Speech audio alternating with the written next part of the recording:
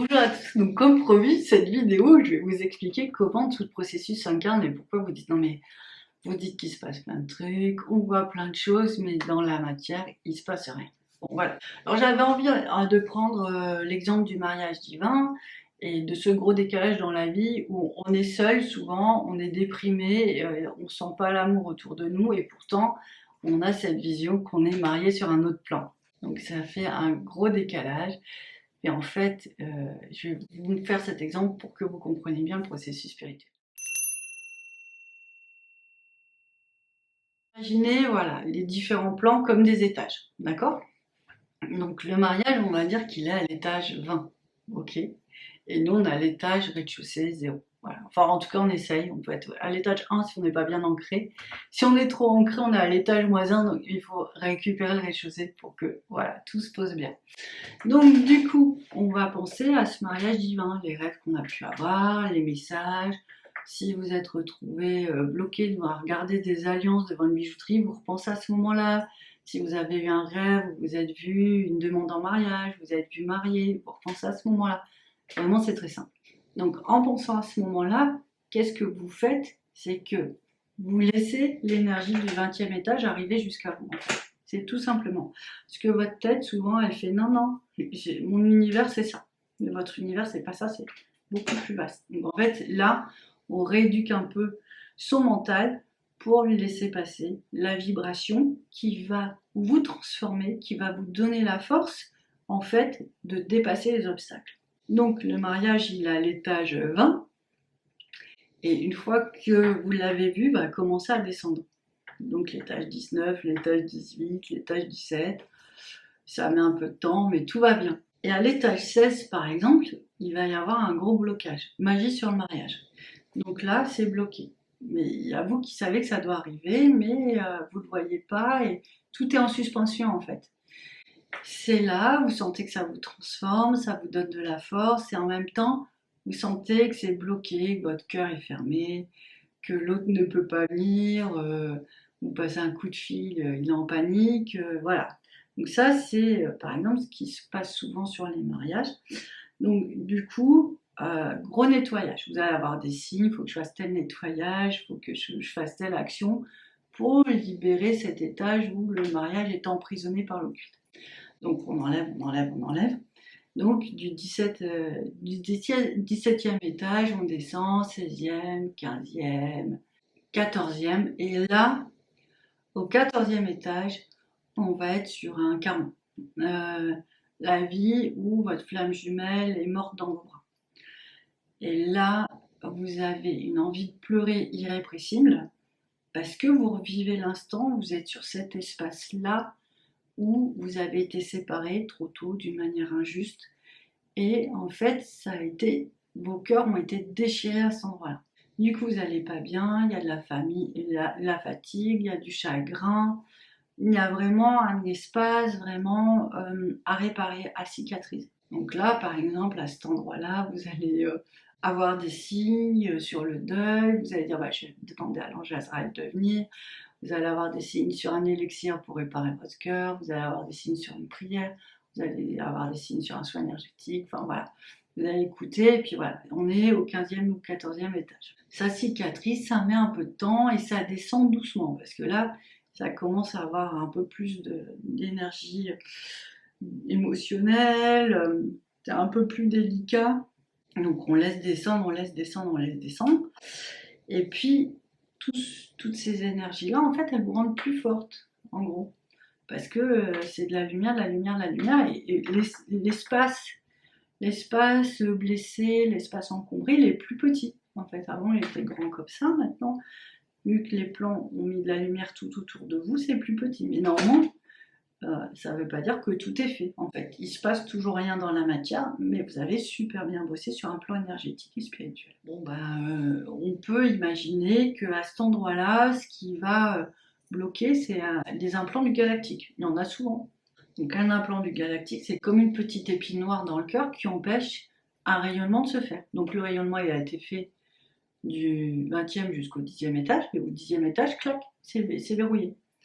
Et je vous rappelle que votre jumeau, il est à l'étage 0, lui, il n'a pas conscience de ça, donc lui, il ressent encore pas grand-chose.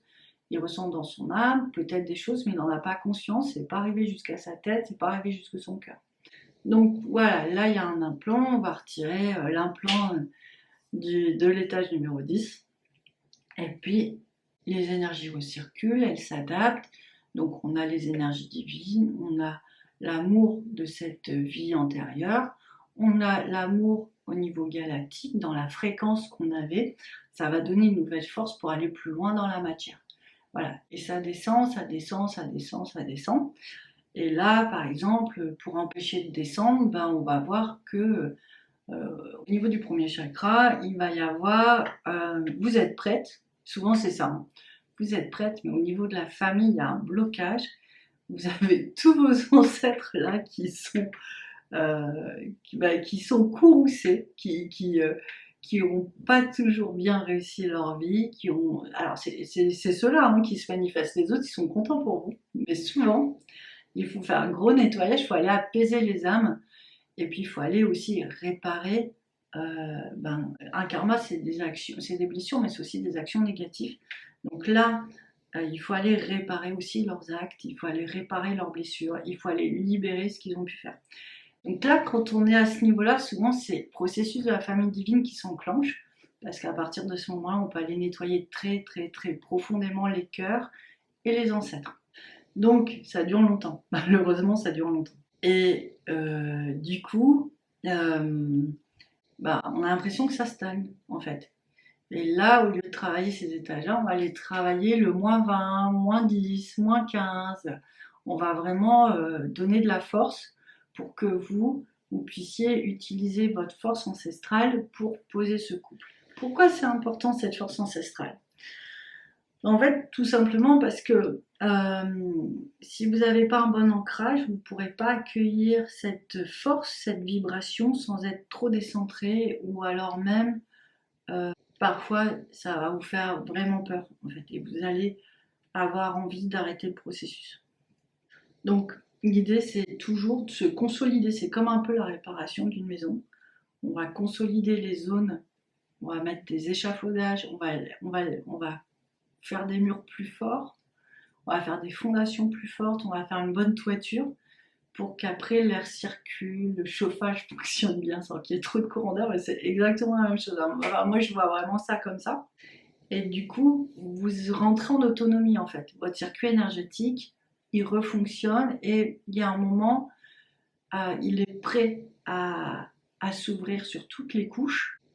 Et là, votre chakra du cœur, au lieu d'être soit fermé, parce que voilà, dans la vidéo précédente, c'est ce que j'ai expliqué, c'est des fois il faut aller renaître sur à son niveau de conscience, il faut renaître à la création de son âme pour avoir cet espace. Et puis des fois, en fait, il n'y a pas forcément besoin, ou ça se fait naturellement, mais il faut quand même aller libérer toutes les peurs de l'enfant, des enfants de la famille, pour avoir accès à ce potentiel.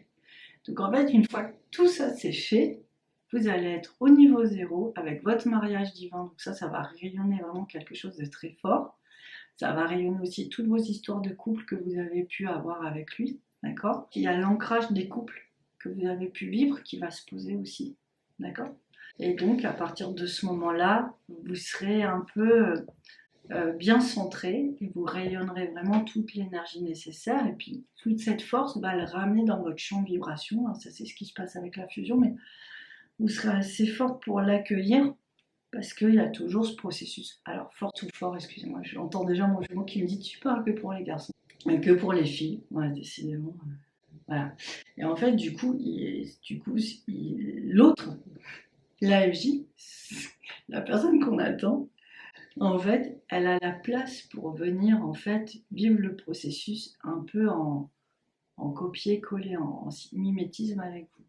Et là, l'espace est serein pour l'accueillir, et du coup, schématiquement parlant, hein, c'est là qu'il peut ouvrir les yeux, le cœur, le corps, et c'est là qu'il comprend. Donc voilà, c'est ce grand voyage de l'âme, toutes ces réparations, tout ce côté où c'est intense, hein, c'est sûr, mais il faut arriver au bout pour que ça s'ouvre en fait. Et franchement, c'est un défi, c'est sûr. c'est un défi. En même temps, c'est comme je vous dis à chaque fois, les énergies n'ont jamais été autant propices.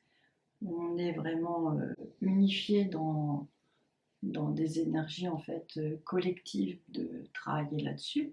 Quand on n'est pas que les Français, on est toutes les villes du monde, hein, ça fait du monde, ça fait plein de personnes qui savent qu'ils ont cette mission de ramener de la lumière à la fois sur la FJ et puis après aussi sur la Terre.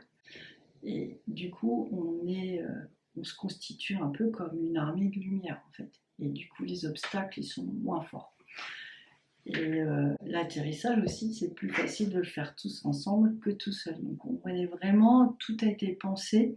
Et ce système-là que je vous explique, je ne peux pas vous l'expliquer avec plus de détails, mais c'est tellement intelligent et pertinent que moi je lui fais extrêmement confiance. Parce que tous les liens créés entre les jumeaux, entre la famille, enfin, il y a tellement de liens, il y a tellement de passerelles qu'on peut vraiment transformer beaucoup de choses. Voilà, je voulais un peu vous donner un peu mon explication du processus, en tout cas tel que je le vis et tel que je le partage. Et puis, ben voilà, j'espère que ça vous apportera des compréhensions. Sinon, dites-moi, je vous répondrai comme je peux. Après, c'est toujours délicat les vidéos parce qu'on a envie d'expliquer et en même temps, j'ai toujours envie de dire, on a envie d'expliquer, c'est important, il faut ouvrir la conscience, il faut laisser ce processus nous englober, nous transformer, et en même temps, c'est pas un processus intellectuel, c'est un processus d'amour et d'âme. Donc, du coup, voilà, on vous demande pas d'avoir une thèse sur le fonctionnement énergétique et tout ça, on vous demande juste de passer ces étapes pour mieux aimer. Et il y en a d'ailleurs, hein, ils vont juste être dans la connexion de cœur, et en fait, à partir de là, avec leurs jumeaux, tout se met en place parce que c'est un champ d'amour qui va les envelopper, les entourer. Ça dépend. Il y en a qui ont la chance d'avoir connecté au niveau du cœur, d'autres qui ont connecté au niveau de l'âme, donc ils vont travailler de cette manière-là, et d'autres qui ont plutôt connecté au niveau du corps, donc ils vont avoir la chance d'être plutôt ensemble. Mais ça veut dire qu'ils doivent, ben voilà, tout le monde doit travailler sur ces trois espaces-là de toute façon pour vraiment être dans cet amour divin, inconditionnel et cette synchronisation au niveau du cœur, du corps, du cerveau qui fait partie du processus en fait et qui fait que on a cette unité. Donc voilà pour aujourd'hui. Je vous dis à bientôt et puis j'espère que ça vous a plu.